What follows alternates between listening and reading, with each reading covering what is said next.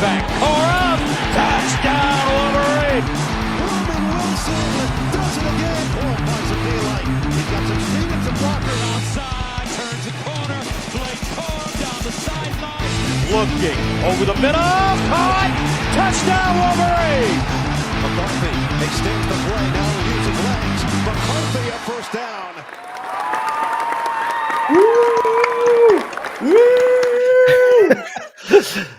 Is college football worth it anymore?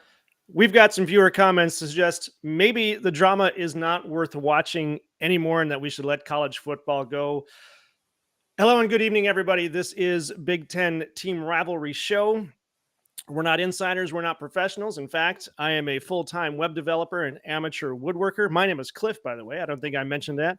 With me, as always, is Mac, my firstborn son. Mac, how are you doing? And what do you do?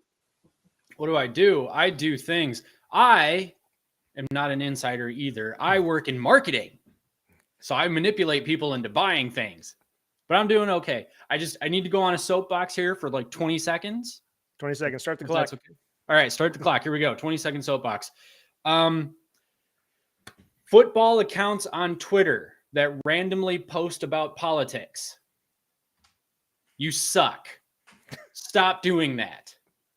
Apparently, there was some sort of speech the other night, and a bunch of Michigan football accounts started tweeting about it. No. Okay, I'm done. This has been your Big Ten Team Rivalry Show public service announcement. As I said, we're not professionals. We're not insiders. We don't know insiders. We're just fans who love to talk about football. We hope you love to talk about football. Let's talk about football together, and maybe we'll have some fun in the process. Maybe. Maybe, yeah. Don't forget to like, comment, and subscribe. We are up to 683 subscribers. Heck yeah, we are. So a bunch more even from last week. We're on a goal to get to 750, which I know isn't a lot. We need to get to 1,000 to be monetized, but yeah. 750 sounded cool. It's nice to set small goals. You don't want to take over the world on Saturday. You want to work up to that. Unless you're worked up to that and this coming Saturday is the day to take over the world. You just never know. Things happen. Okay. Don't forget to jump on the chat. Let us know your thoughts throughout the show. We will be putting up the chats as they come in. Well, not as they come in, but, shortly thereafter. If they're worth it, too. Comment, like, subscribe, as I said. Other stories we've got going tonight. Josh Gaddis says he has the receipts regarding the NCAA violations at Michigan or regarding some other violations at Michigan. Nick Saban gets out of college football because of the NIL impact on players. Utah might join the Big Ten. And Mike Hart is not coming back to Michigan. That's I almost said personal story. I don't know. I really like Mike Hart. He was a great player. He's been a great coach. And he's done the circuit in Michigan colleges. So, and if we have time, we'll get into some other stuff too. First though, oops, let me just get that out of the way. Did I ask you how you were doing? How are you doing? I'm all of a sudden a little flustered here. Okay. No, you asked me. Yeah. I think because then I talked about the whole politics being stupid thing. The public service announcement. That's right. That was the public service announcement. Yeah. All right. Well, the first thing we want to talk about is the community poll Mac put up. He actually put up a couple of them. Oh, you know what I forgot to mention too? Oh, you can't see it now. Hold on. I'm going back. Nobody panic. Up in the corner of your screen there, it's the upper left-hand corner on my screen. I don't know if it's the right-hand corner on your screen or where it is. It should be the upper left-hand corner. Yep. That is our first super chat from Blue Wolverine. And we were very happy and thankful that he did that. And we told him that if he did that, well, Mac said, I have 1 second.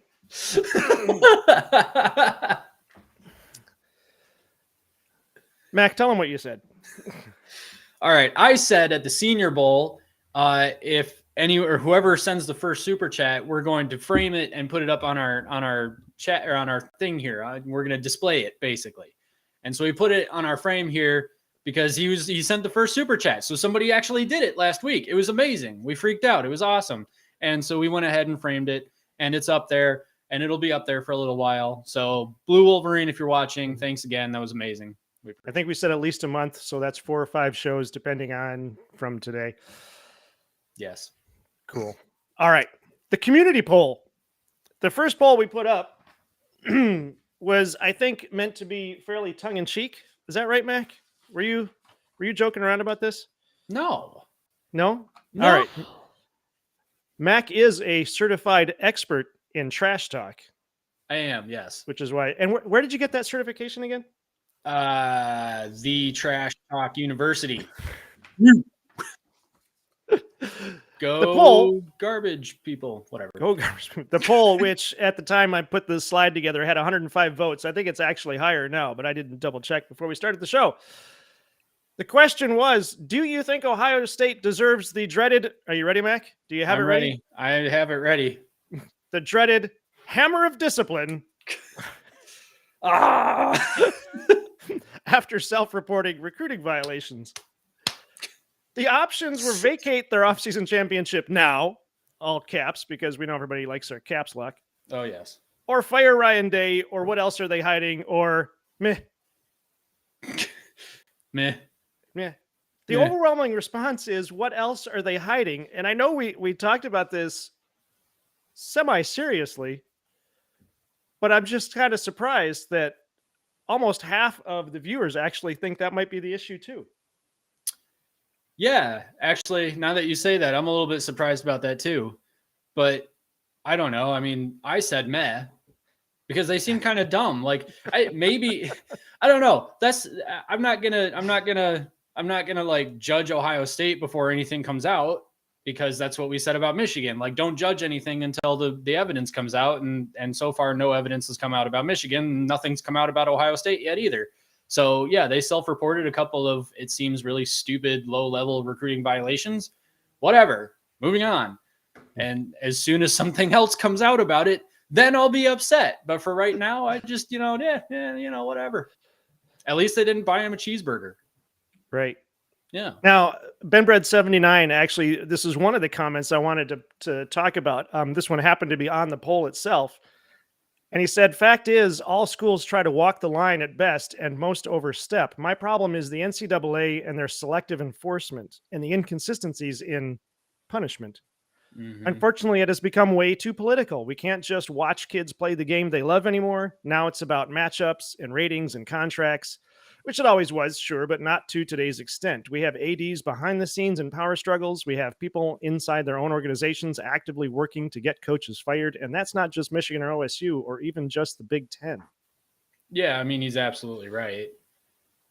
And now you've got rumors that the freaking mob was involved with matchmaking SEC games, or not matchmaking, fixing SEC games. So yeah maybe I don't know. Maybe it really is. There is just a behind the scenes conspiracy where everything's fixed. There's a whole bunch of corruption everywhere, and you can't trust anything and you can't enjoy the game anymore and yada, yada, yada. But okay, so even, I guess the way I see it is, even if all of this is happening, so if it's about the money, which obviously for the networks and the conferences, it's about the money for sure. Even if that's the case, and it is, the on-field product to me still feels really good.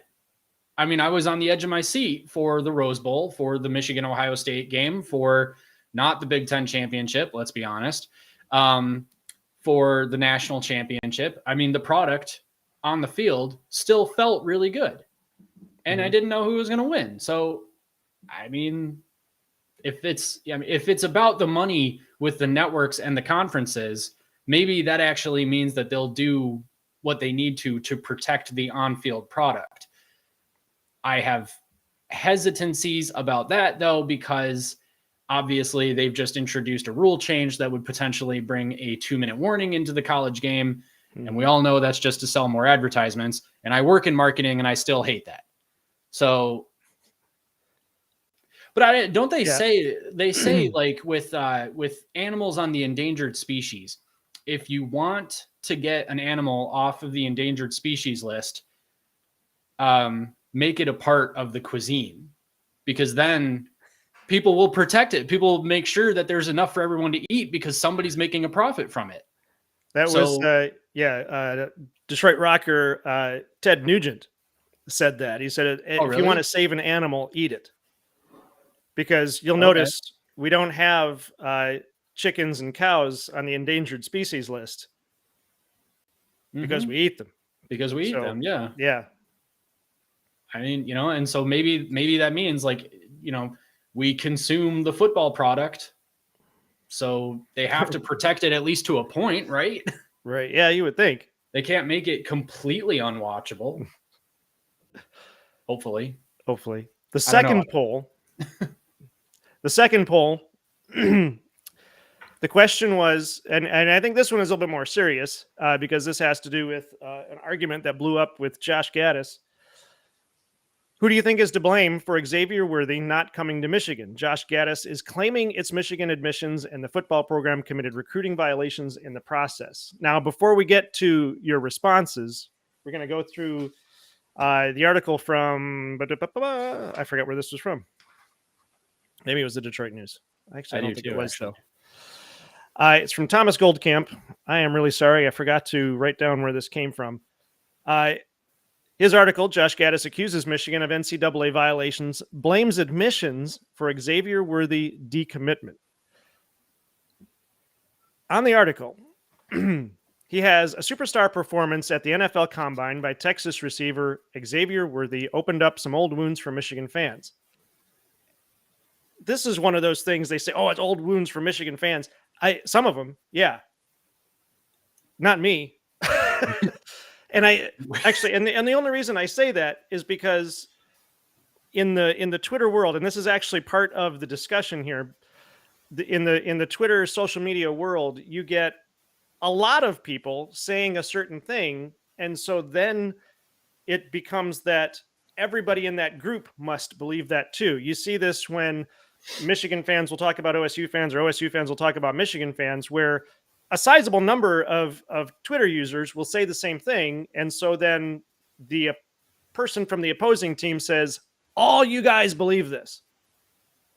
We've seen that too, where people think that we believe the same thing that all of these other Michigan fans believe, and it's not the case. Anyway, so opened up old wounds for Michigan fans who remain upset about how his recruitment unfolded a few years ago. Worthy clocked the fastest 40-yard dash time in NFL Combine history when he recorded a 4.21 second run in his second attempt. Jeez. Michigan fans were left wondering, what if? We didn't just win a national championship. Right. So this led to apparently a huge online argument that Josh Gaddis decided to get involved in. Just when you're at Josh Gaddis's level of celebrity, leave the arguments alone. You don't need to take part in it. Anyway, what this led to then, here's the backstory. According to the article, essentially Worthy attempted to enroll at Michigan in the spring semester of 2021 as an early enrollee after committing to Gaddis and the Wolverines. However, his high school did not allow early graduations. So Xavier Worthy's mother enrolled him in an all-online program for the fall of 2020, seemingly working with Michigan to ensure he'd hit all the boxes he needed to check off to be able to enroll. At the last minute, there was a snag of some sort. Even the guy who wrote the article doesn't know. And Worthy ended up rethinking his entire plan, and he later ended up at Texas. So Michigan fans blamed Gaddis. Apparently rumors popped up about Gaddis's family because that's what we do now. And Gaddis decided to get involved in the argument by replying, "It's time this BS ends." And I didn't go back to see if he just said BS or if he spelled the whole thing out. "The slander has crossed the line for too long," Gaddis wrote on Twitter in response to the alleged rumor. "Don't make excuses for admission, or how about looking to being on campus during COVID? Want to keep on." So Gaddis stopped responding, but yeah, some of the tweets don't make sense to me, but that apparently was the tweet. So Gaddis finished responding, but a few fans chimed in anyway, and eventually, the argument goes on, and Gaddis replies, ask why admissions said they wouldn't require an ACT, but denied mid-year because of an ACT 4 days before enroll. Do you want the violations too, or emails?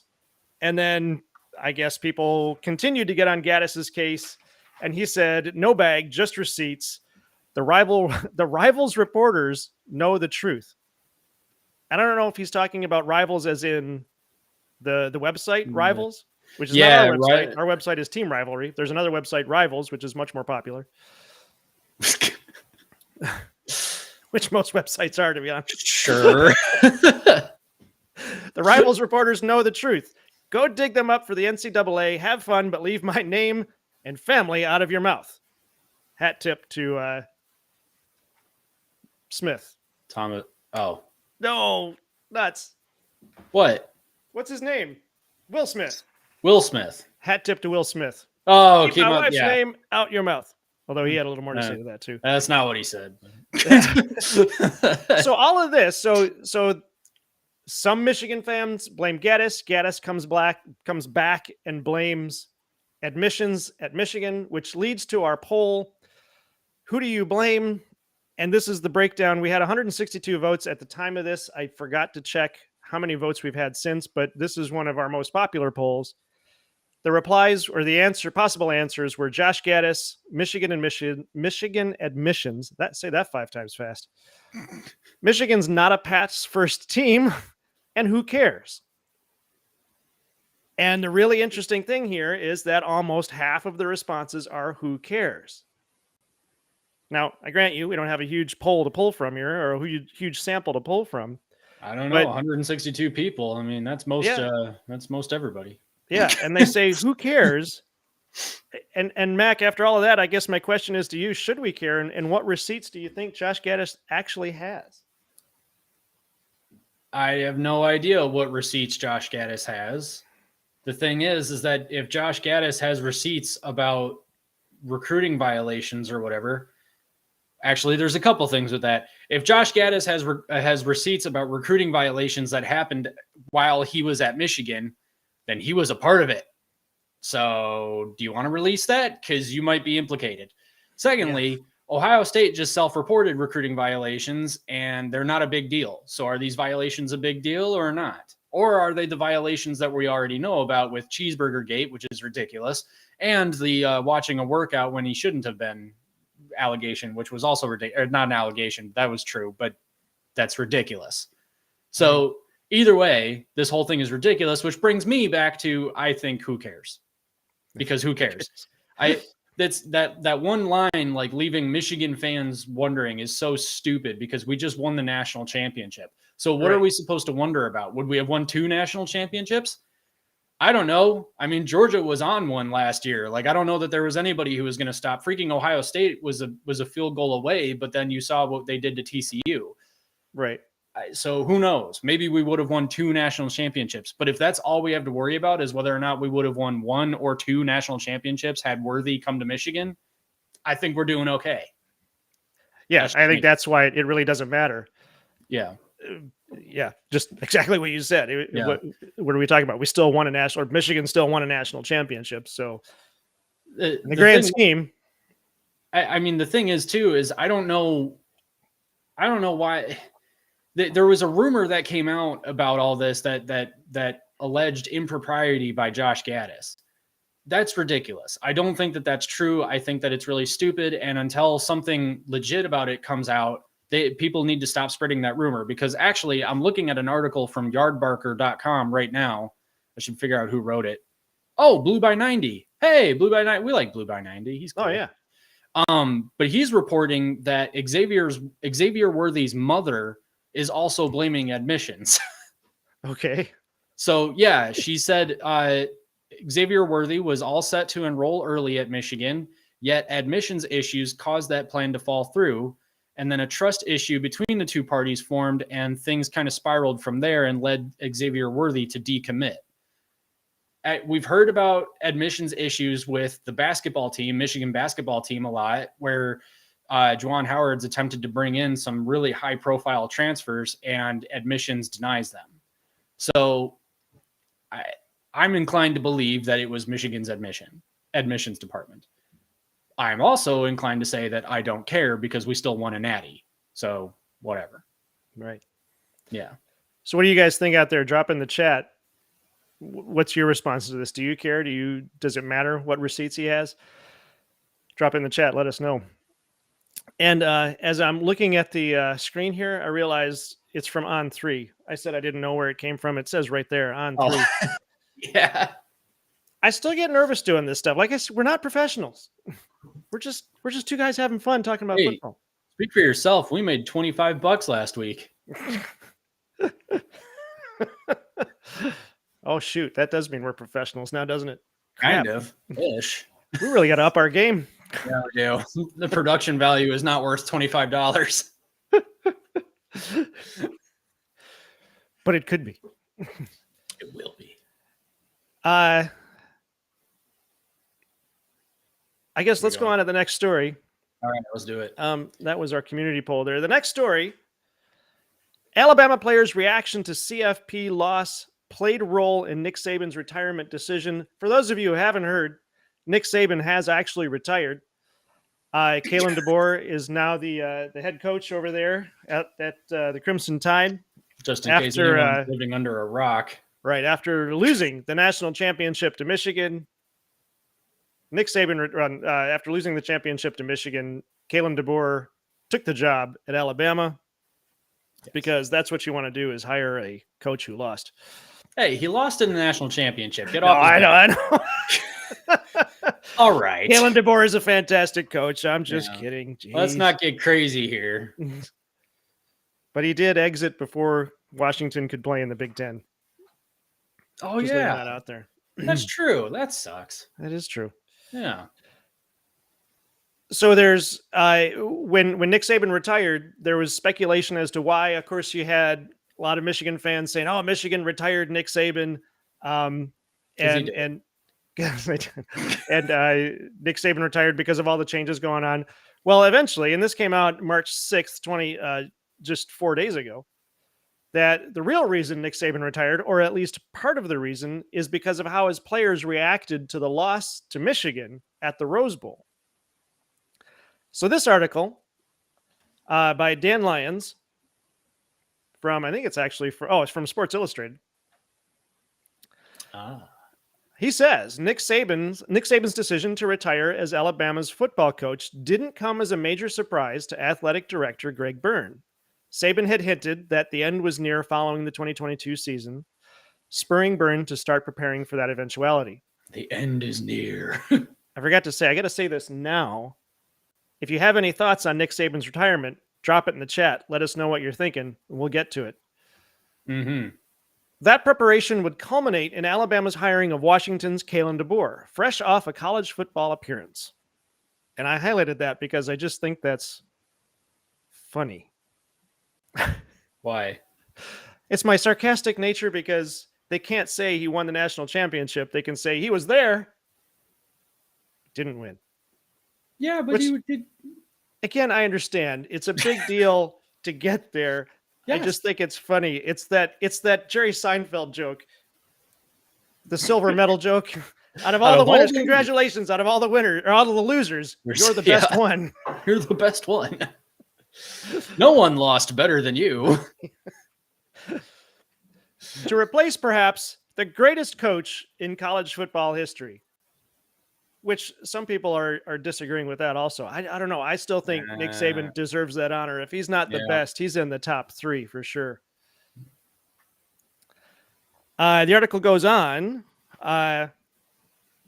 Let's see. Saban says this wasn't the reason for his retirement, but he was unhappy with how his team reacted to the 27-20 defeat in the Rose Bowl.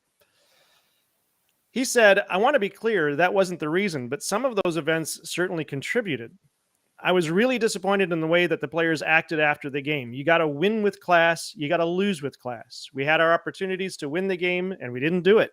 And then showing and I don't know if he stumbled or if they're editing that out, but I mean, at Sports Illustrated, they've had a lot worse than what I assume that word is. Yeah. And being frustrated and throwing helmets and doing that stuff. That's not who we are and what we've promoted in our program. So he had some players with a really bad attitude, apparently, Yeah. after the game ended. That kind of sucks, though. Like, I don't know. Basically, it feels to me like what he's saying is basically like, I recognize that I've lost control of my team, so I'm just going to quit now rather than try and go out on a high note. Like the game has changed. He wants out because the game has changed. Totally understand that. He said at one point, like, the way that they did things wasn't working anymore, and that's fine. I understand. But I don't know. This just kind of feels like he's, I don't know. Maybe I'm being too hard on it because I don't know, because he's such a good coach. So Yeah. Well, the article goes on. In meeting with players after the season, Saban said he estimates that 70 to 80% wanted playing time and NIL assurances, furthering the idea that it was time for him to hang up his whistle. He also cited the constant churn of assistant coaches as a contributing factor. Yeah. Which I didn't realize. I didn't realize that there was a revolving door of assistant coaches at Alabama. Well, yeah, he was basically nicknamed the Nick Saban coaching. Oh crap! What was it? The Nick Saban coaching carousel clinic. The Nick Saban coaching clinic. You'd go there to get your career rehabilitated. That's what happened with the guy coaching Ole Miss right now. Crap! Why is everybody's name is just gone from my head right now? Ole Miss head coach. But yeah, I mean, that was Kirby Lane Smart, Kiffin? Lane Kiffin. Yeah, Lane Kiffin came from he coached under Alabama under Nick Saban for a few seasons. I think Dabo Swinney actually did for a little bit too. Kirby Smart obviously coached under Nick Saban for a little bit. I mean, there are a lot of really good coaches that are coaching right now that come from the Nick Saban line. So I get it. Like but that was the problem, is that his coaches were doing so well at Alabama because they were such a well-oiled machine that they would only last 1 or 2 seasons before they would get a job somewhere else. So it seemed like every couple of years they had a new offensive or defensive coordinator. Right. Yeah. So the article goes on. So I'm saying to myself, maybe this doesn't work anymore, that the goals and aspirations are just different, and that it's all about how much money can I make as a college player. I'm not saying that's bad. I'm not saying it's wrong. I'm just saying that's never been what we were all about, and it's not why we had success through the years. It's bad. Well, okay, so this is where, and you know, I love Nick Saban, but this is where I kind of think this feels a little hypocritical. Okay. Because you've got Nick Saban is I think he was the highest paid coach in college football. Yes. Yeah. Okay. So he certainly, just like we experienced with Harbaugh, contract negotiations and renegotiations and hiring agents to figure this out and that out. I can only imagine Nick Saban had the same thing. Nick Saban surely has agents because he does commercials. So he's got agents. He's renegotiating contracts. He's looking for more money or more benefits or what have you. It feels hypocritical because it's like he's pulling in tens of millions of dollars a year. Now the players are getting some of that action, and he's like, no, this is not what we're all about. Well, they didn't do it right. You know, because like it's like you've said on past shows, you got to go for the right players, not the best ones. Right. And I don't know. I guess I'm just going to use Michigan as an example. They came up with the 1 more year fund, so they're keeping their players in school from going to the NFL because like the kids are saying, oh, I can go to the NFL and make some money, or I can stay at Michigan, play 1 more year, make some money there. But they're doing it from the standpoint of you need to earn that NIL. Like if you come to Michigan, you're not going to get NIL right off the bat. You need to earn it. And that has, up to this point so far, created a locker room of players who play for each other and want to earn that respect and earn that reward. At Alabama and Georgia and a lot of the other schools, not necessarily SEC exclusive, they've developed locker rooms where the players are way more concerned about getting their NIL than they are about playing for each other, about playing football.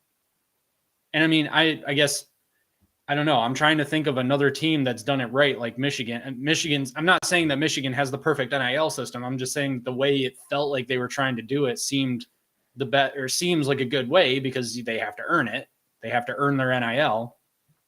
But Michigan is also way behind the times in NIL too. They don't have a very good NIL program, period. But again, that just further exemplifies like you need the right players, not the best players. The players that are willing to play as a team are the ones that are going to win championships. The all-stars that want their spotlight are the ones that are going to, stay for 3 years maybe and then go to the NFL and do whatever. But now, what if? Okay, here's kind of the way I see it. This NIL is going to be a mess.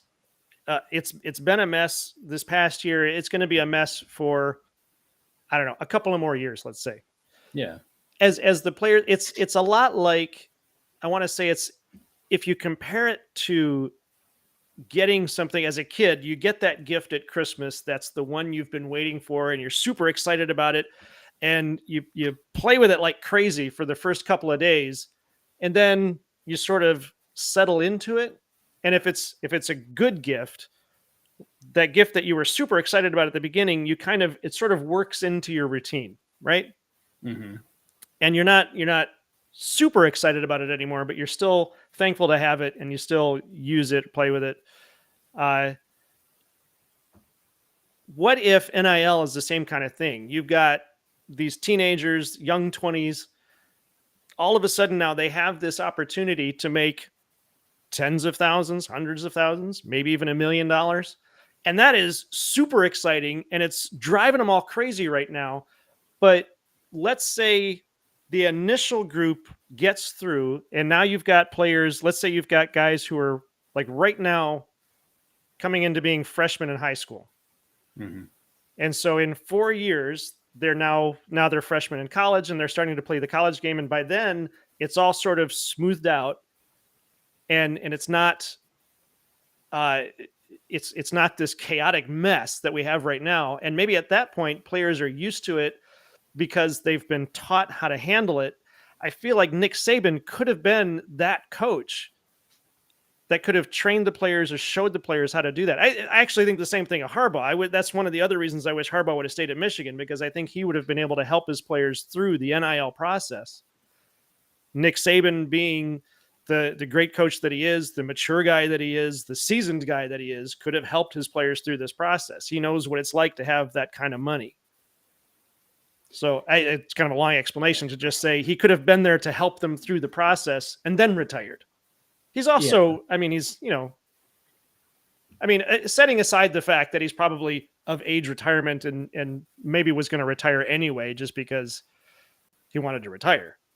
Right. But it's the whole idea of placing the blame on the players that, we're not that kind of team. Well, he could have coached them in the NIL too, just like he does on the field.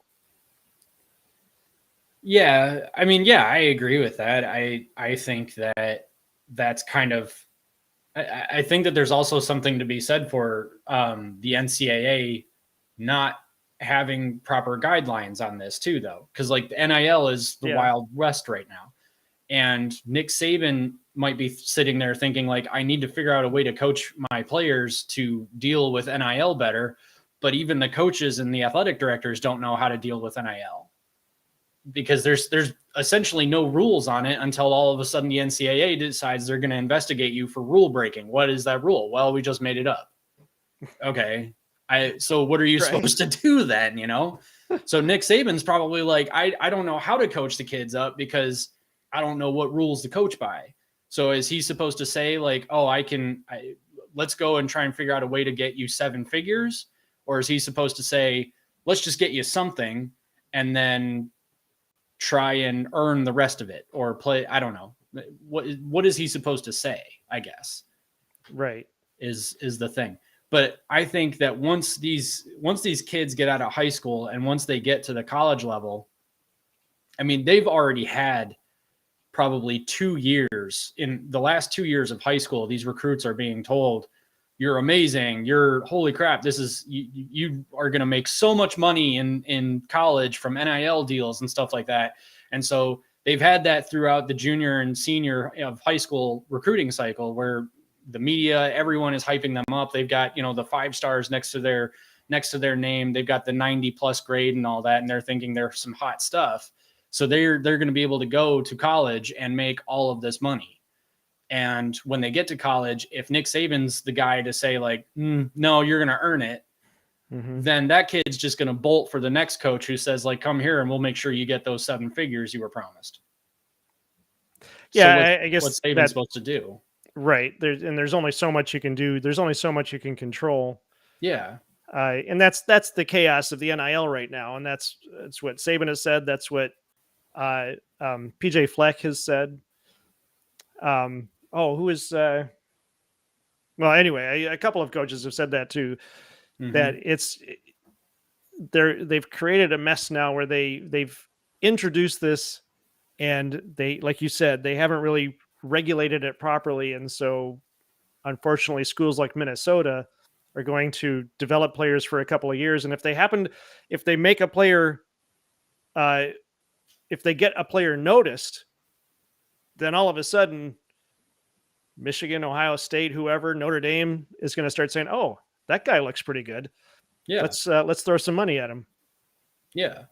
Well, I mean, Nick Saban. So I think that in Nick Saban's case, all he would have needed to do is change how he recruited. Start going for players of high character, not the ones that immediately ask about money. Right. And I don't know if Jim Harbaugh was necessarily trying to do that, but it seems to be that that's what happened. Harbaugh got a team with a bunch of high character players, and they won him a national championship. Right. Yeah. You had Blake Corum giving a significant amount of his NIL money to charity. Yeah. McCarthy actually was giving his money to, or not all of his money, but was actually giving money to other players on the team. Yeah. That's sweet. What was it? I think he was sharing the money with the entire O-line. Yeah. And saying because they were protecting him, it was literally protection money. That's pretty great. Man, I'm going to miss him. I wanted one more year with him. Yep. Man. Yeah. Any more you got on that? We can move on to the next one. No, I did just realize though that I didn't plug in my laptop. So I should probably go grab my charger. Your charger. We'll jump into the next story. You can grab your charger while I'm introducing the next story. Okay. How far away is it? It's just out in the living room. All right. Yeah. Go ahead. I'll be right back. All right, everybody. While Mac is gone, put in the chat why you think Mac should have gotten his charger out before we started the show. Because that's what he should have done. The current story number, 2, comes from All Utes. Apparently, it's a Utah Utes website. I don't know why I said that. Like it's different. There's a lot of schools that have all the schools have websites now. But this one is fun because a CFB insider projects Utah to the Big Ten in next conference realignment wave. And I am actually going to purposefully stall until Matt gets back because I really need his help on this stuff. As everybody knows, I'll just talk about realignment for a second. 4 teams are joining the Big Ten right now: Washington, UCLA, USC, and Oregon. It's either Oregon or Oregon. It's Oregon, apparently. A bunch of Duck fans got really mad at me. But didn't they say Pentagon, Hexagon, Oregon? Or did they pronounce it hexagon and pentagon? I don't know. I gotta find I gotta find that poll I posted because I asked like how do you pronounce it, and somebody got upset with me. Yep. I don't know. I'll find it. Actually, Frederick there has a good comment. We're gonna put a pause on story number 2. We're gonna go back to story number 1 and hit this chat because I think he's onto something here. Okay. Frederick says, "Good evening, guys." Good evening, Fred. Good evening. I believe in 2 years' time, high school players will be able to go straight to the NFL. The NIL will be uncontrollable. Players will start asking for outrageous amounts of money. that is entirely possible. It's either the chaos is either going to calm down or the chaos is going to get worse. You can already do this with basketball, right? You can go, because that's what, who's the guy? The big LeBron James? Didn't LeBron James go from high school to the NBA? I feel like he did. I know Kobe Bryant did. Or was it Kobe Bryant? Well, anyway, it was one of those guys.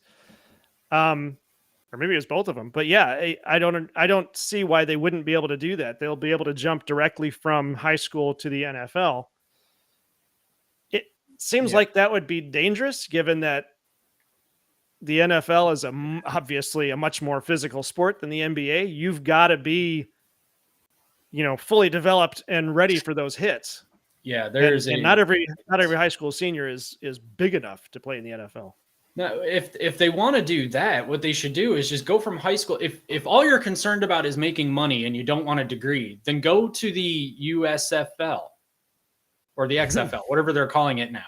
Oh, it's the UFL now. UFL? Okay, go to the XFL UFL. and USFL have joined together, and then I believe games start in April or May. Okay. It's one league now, which I'm actually kind of excited about. We might have to do shows on that too. Yeah. Oh, we should do some live streams. That'd be sweet. But anyway, go Michigan Panthers, I guess. Anyway, seriously though, like if you're not concerned about a degree and all you want is to try and make money, go to the UFL. I mean, you're not going to make as much as you would in the NFL, and there's a chance you might not make as much as you would in NCAA, but you wouldn't have to go to class. There would be no admissions issues. There would be, you could negotiate your contract every single year based on performance.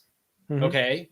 So if you're really concerned about making the money, then go to a place where they're focused on trying to grow and make a better product, and then spend a year or two there. They're actually even talking about the UFL as an NFL feeder league, which is fine. Well, yeah, that's what it'll be until it gains enough popularity. Yeah. If it ever even does that. But I don't think that there's any issue with that. In fact, I think the UFL might want to even position themselves as the feeder league. Because then you could say hey, if you want to start here and not go to college, come make our product better. And then we can exist in a little niche where the NFL doesn't quite have influence into. They've got that amateur niche that the NFL's not in, and NCAA is screwing everything up and can't really be a part of. Right. I don't know. That didn't make sense, but whatever. No, I think it makes sense. Antoine has a thread going now. Hey, Antoine. How you doing, Antoine? How's it going? Antoine says what the NCAA should do is have relegation. Every 5 or 10 years, look in each conference, get the best team to go up to the big boy table, and the bottom teams from the big boy league go to the bottom. Oh, is that okay? Completely agree. I did not understand what the term relegation was, but I've heard of this idea. That's I was explaining that a week or two ago. Were you? Okay. Yeah. Well, I think Steve Dace talked about this on Michigan podcast. I don't know, a couple of weeks, 3 weeks ago. That's an interesting idea, because then you have essentially actually, if we get into the Utah story, the top 24 teams or the top 25 that get ranked is basically a set of teams. Yeah. Right. So you have, if you take the top 25 and say that's your set, then they're the ones competing for the national championship. Whoever the bottom 5 at the end of the season, the bottom 5 teams drop out and they bring up 5 different teams. They bring up teams 26, 27, 28, and 26 through 30. Yeah. They bring them up into the top 25, and then the following year, those teams play. Is that, I think is that what Antoine's talking about? That's the idea, but I think you'd have to go more than just 25 or 30. I think you'd have to do, closer to 50 or 60. Well, okay, sure. Because there's 132 teams, right? Yeah, 133. 133. Okay. So I think you'd just cut that number in half and have the 2-tiered system. Yeah. Ish, I think. I don't know. Or maybe cut it into thirds and have a 3-tiered system, and then break up those 3 tiers into different divisions, kind of like the NFC and the AFC. That's okay. Sort of thing. Yeah. Yeah. Okay. So Antoine goes on. This would promote a healthier league, and it would also give interest to the bottom teams because there's a possibility they could get pushed off the big boy table. Yes. Not only the bottom teams in the big boy league, but also the top teams in the little boy league. The top teams in the little boy league all of a sudden have a lot of interest because they could be promoted. Yeah. So and if there's a monetary reward too, then if you've got a team like Western Michigan that worked up to tier 1, then they start making tier 1 money. And I don't know, that would really benefit the school. That would kind of start to spread some of the resources around and maybe kind of level the playing field a little bit too. Right. Yes, exactly. Because of that. Okay. So he says this would also make bottom programs more competitive because they're at risk of dropping to a lower division. Right. Yeah. Yes. Antoine says yes. Yeah. So we had to catch up to what he had there. He was also laughing so hard he's crying. And then says yes. Yes. Yeah, that would be interesting. And that gets us back to the NFL thing, which let's go into story number 2, because this also is part of that discussion. From all Utes over at the Utah school, CFB Insider projects Utah to the Big Ten in next conference realignment wave. Now, there's been a number of suggestions on who's moving where, like whether Notre Dame might move into a conference or whatnot. But this guy in particular, Kevin Dorba at All Utes, believes that Utah is going to be the next one to move. So he says Utah head coach Kyle Whittingham has been begrudgingly saying it for a while now, but college football seems to be heading to having just 2 super conferences contending for titles with each other. Yep. Now, we looked at the realignment chart. And in fact, I'm going to jump ahead here. When we're talking about super conferences, the Big Ten has the most right now with 18, and the ACC has 17. The SEC and the Big 12 have 16 apiece. But now apparently there's talk that the ACC is falling apart. Potentially? Yeah, there were rumors that Florida State and Clemson were going to go to the SEC, and then I think some people were kind of speculating that may open the door for like Miami, or I think Miami, to come to the Big Ten. There was a rumor at one point that Florida State was looking at the Big Ten. I don't know. All right. Well, okay. So then if the ACC falls apart, obviously the Pac-12 might no longer exist. The Big 12 and the SEC. Exist. The Pac-12 does. Well, yeah, I guess for all intents and purposes, yeah. Yeah. You've still got the Big 12. I suppose if the Big 10 and the SEC start poaching teams from the Big 12 and the ACC, then yeah, now we're back to 2 super conferences. I mean, the ACC would almost need to. I don't know how strong the Big 12 conference is. I mean, yeah. I guess Utah is in the Big. They just moved to the Big 12. Yeah. So if they move from the Big 12 to the Big 10, or no, yeah, to the Big 10. To the Big 10. Yeah. I don't know. I wonder. I don't know a lot about like conference financial states and stuff like that. I know the Big 10 and the SEC obviously have the 2 biggest like network contracts right now. Right. I don't really know what the Big 12 has, because I don't really see a team in the Big 12 that people are like clamoring to watch. Baylor used to be good. Arizona is, has had some good seasons and stuff like that. Iowa State, like they always seem to get a lot of hype in the offseason and then they just fall apart. I don't know. So I feel like the Big 10 should probably start poaching teams from the Big 12, and then the ACC, I don't know what their situation is going to be like, but they could probably try and poach a few Big 12 teams too, just to keep the number of teams that they have like in comparison with the Big 10 and SEC. And then maybe some of those financials, some of the money from those extra schools would help. I'm just going to say right now. System. What? Say that again? And then you've got a 3 conference system or whatever. Well, I'm just going to say this right now. With Jim Harbaugh gone to the NFL, the Big Ten needs Deion Sanders. Yeah, that'd be interesting. Okay, sure, Okay. whatever.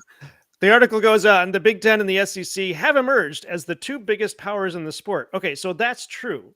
The Big Ten and the SEC have the biggest, have the best teams. But as we just saw, the SEC does not have the biggest number of teams. Right. So, and if they choose, can dismantle the entire college football infrastructure. That's kind of scary. Following the relatively new changes to the college football playoff, we are already discussing how to change the 12-team playoff despite not even having witnessed the first one yet. This is what gets me. I mean, this is indicative of the chaos that's happening right now. From month to month, they're like, let's do a 14 playoff. No, let's do 12. No, we'll do 4. No, 12. How about 14? No, we'll go back to 12. No, you know what?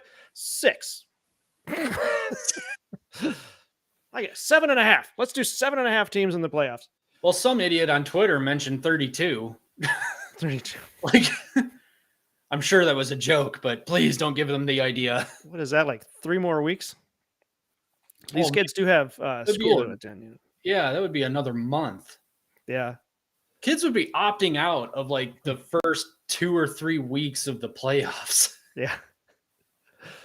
The article goes on, regardless, with ongoing issues the ACC is having with its biggest brands wanting out, as you said, conference realignment is expected to happen again and soon.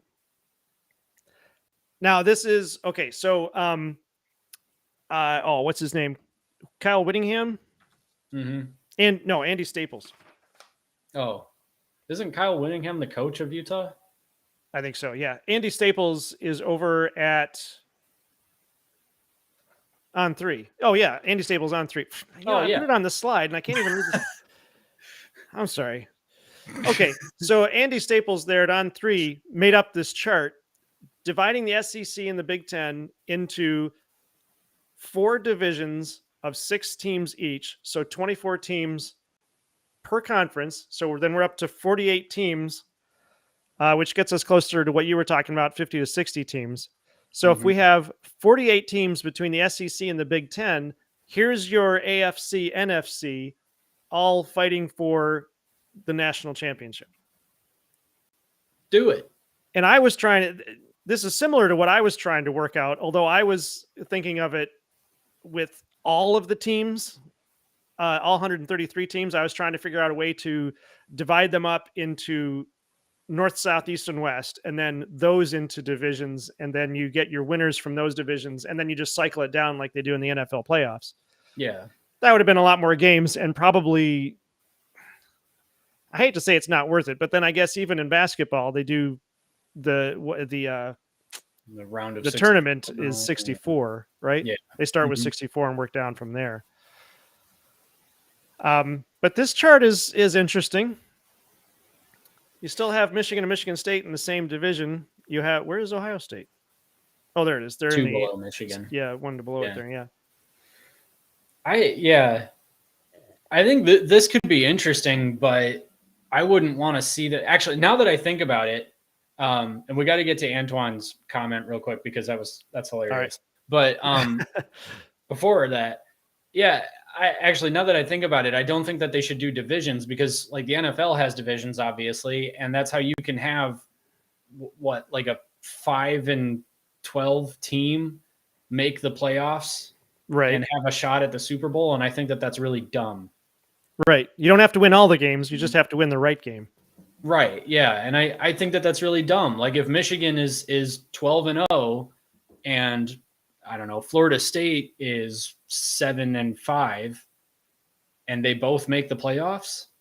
Well, but that's the difference between the professional layout and the college layout, because they can't do with the way it is right now. You can't do it the same way they do in the NFL because they're going off of wins and strength of schedule.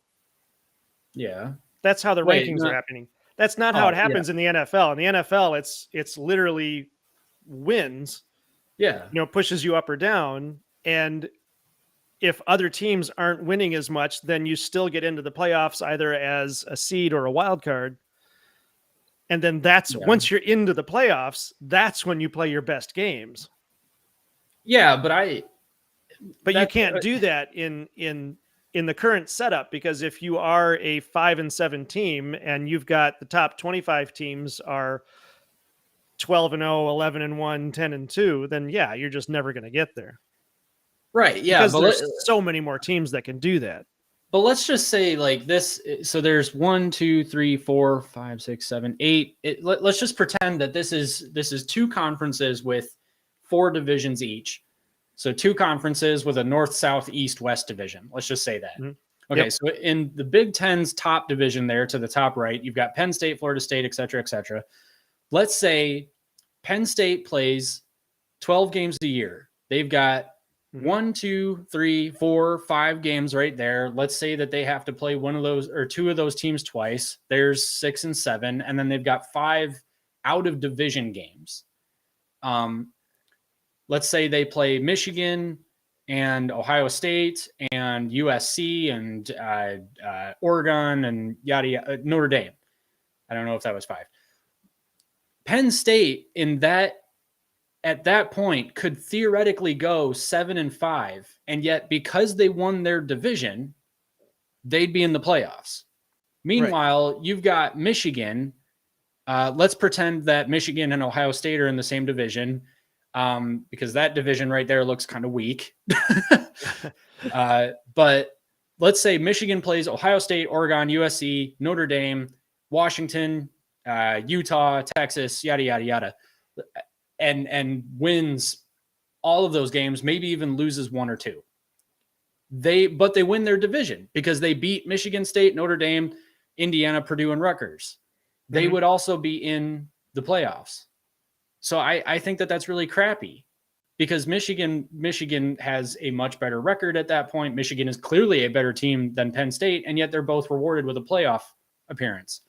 And so at that point, the regular season doesn't mean as much, which is what they're already concerned about with the 14-team playoff or 12-team playoff, is that at this point, there is a question as whether or not a 9-3 team could theoretically make the playoffs as long as they lost to the right 3 teams. And I think that that's really dumb. Right.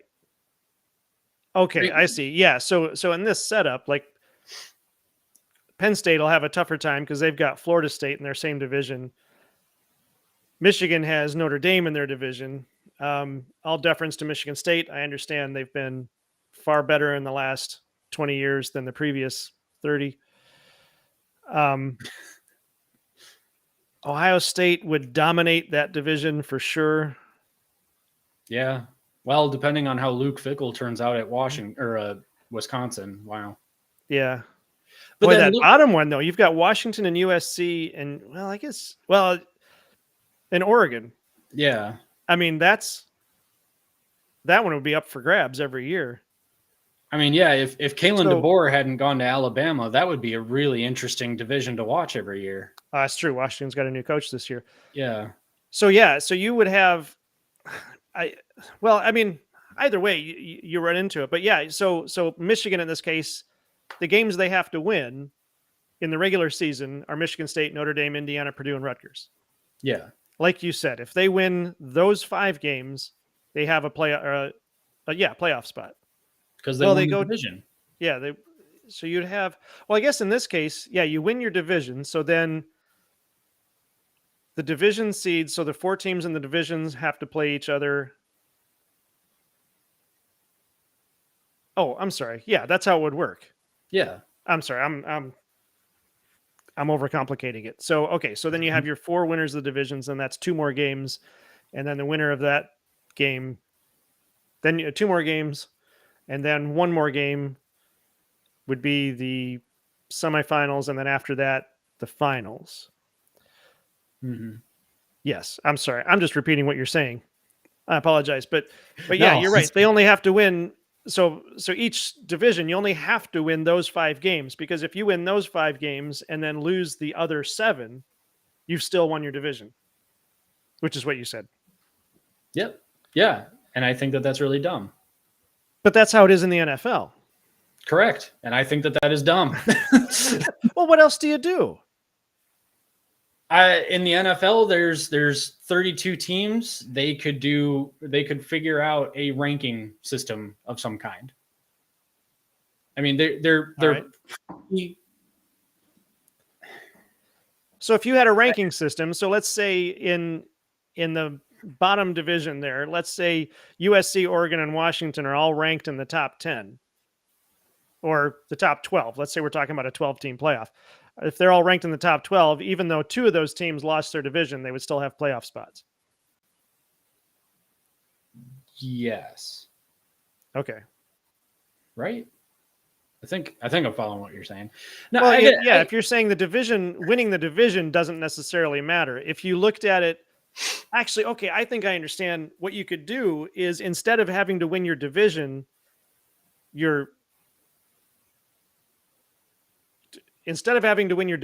have to win your conference. Yeah, well, either that or just make it the top 4 of each conference. And that's not okay. Division winners. That's, you're going to have a 12-game schedule, okay? And you're going to play whoever your schedule says that you have to play. Win those games. If you have a record that ends up in the top 4, you are one of those better teams. I understand that people are going to say, well, Michigan played a really weak non-conference schedule or non-divisional schedule, whatever. Right. Yeah, that's true. But I don't know. I think I would rather have the teams with the best records go into the playoffs rather than the teams that don't have a very good record but won their division because the rest of their division was just that much worse. Gotcha. So I don't know. I guess I've heard the saying, like Josh Pate says this sometimes, where it's like, you are not your record. And to a point that might be true. Like Nebraska, especially Nebraska under Scott Frost, always felt like they were 1 or 2 plays away from being, a double-digit win team. It felt like they were right in every single game and then just lost in the last second because of something kind of dumb. So yeah, they are not necessarily their record. At the same time, they still lost the games. So if you want to get into the playoffs, then you win the game. You don't get to lose and still get a playoff spot. That's just my opinion. All right. Yeah. Okay. So you wanted to get to Antoine's tweets here. Yeah, this is great. He says, can you imagine a big brand getting relegated to a bottom tier league for a few years? The teasing would be unmerciful. Oh yeah. I can only imagine. Oh, I can hear the, and he meant to say chant. I can hear the chant now, relegation. The TV views would be big. Oh yeah. Could you imagine if Ohio State went to tier 3? Yeah. With Eastern Michigan and. Well, you can almost guarantee going back off of that chart there, Indiana, Rutgers, Purdue, Rutgers. They would all get down. Yeah, that would be awful. Yeah. And then he says, I would definitely watch the team on the relegation bubble. Oh, heck yeah. Oh, heck yeah. Well, you know what would happen too? I mean, depending on how they take it, those games could get absolutely brutal because they've got nothing to lose. Yes. And they've got nothing to lose, and they've got the chance to go up a tier to make. So think about it. Like if they had the 3 tiers and each tier makes more money because obviously the networks want the better tiers, but they're still going to show football. I mean, everybody watches football, but if you make more money from the top tiers, each team is going to want to get into those tiers. And then if they start making that money, it starts leveling the playing field a little bit. I mean, just imagine what if like a Western Michigan versus Ohio State game actually mattered because Western Michigan, even if they played close or something like that, or if they looked relatively good. No, that's a stupid example. What if the Western Michigan, Eastern Michigan game. If Western, Antoine, you're totally right. You see my vision, madness, and genius. Yes, we totally get it. You're freaking genius, dude. But like if what is this? So he says, I think they should have a pod system and group them up depending on their power ranking, and the champions of each pod play each other in a championship game, sort of like how basketball does. Yeah, okay. I hear it.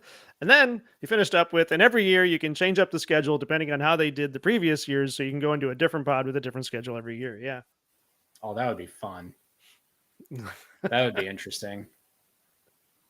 You would make a lot of money in TV views off the bottom teams that's in danger too. Yep. Yeah. Freaking, Well, yeah, I mean, you have this sort of, at that point, you have this sort of, what do you want to call it, like a mud league or something, yeah. where they're just, it's no holds barred and they don't care if they get penalized or what, because it's, we're just fighting for our lives here. Well, just imagine, like, what if the Western Michigan, Eastern Michigan game actually mattered because the winner goes up to tier 2? Yeah. That'd be really cool. Like that Yep. that would instantly give some of these really low caliber games some meaning. Right. That would be awesome. Well, and then you get a chance, like for an Eastern Michigan in that case. I mean, they could give it all they've got to get into the top tier for even just 1 year. Yeah. And they would have all kinds of recognition, national recognition. Eastern Michigan, the little school from Michigan, gets into the top tier, and everybody's talking about them, and they get all that notoriety. And then you have kids from all over the country saying, "Oh, maybe I should go to Eastern Michigan," because that's why they do this. Mm-hmm. They use the football programs to highlight the schools to get students.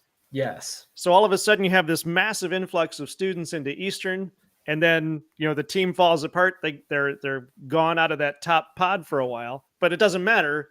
They did what they needed to do. They spent their multi-million-dollar budget on their NFL or on their Super Bowl ad essentially, and got the result. And now they're back to, okay, we've got all the students we need. Yeah, but then if Eastern or Western somehow made it into tier 1, then all of a sudden their recruiting can jump up too, because then the recruits, the better recruits, are even looking at them like, okay, well, Alabama had a bad season and fell down to tier 2. Western Michigan had a good season and somehow managed to get up into tier 1, so they have a better chance at a national title than Alabama actually does in their first year. Yep. So that might be a pipe dream. That might be a pipe dream. I'm just thinking because that might be, but it would be a lot of fun. That would be sweet. How long has this segment gone on? Like 40 minutes? It's going on quite a while. Yeah, we're gonna have to cut this down a little bit. Let's move on. Okay. I mean, we don't have to in the chat. If you guys want to keep talking about it, we'll keep talking about it. But here we are.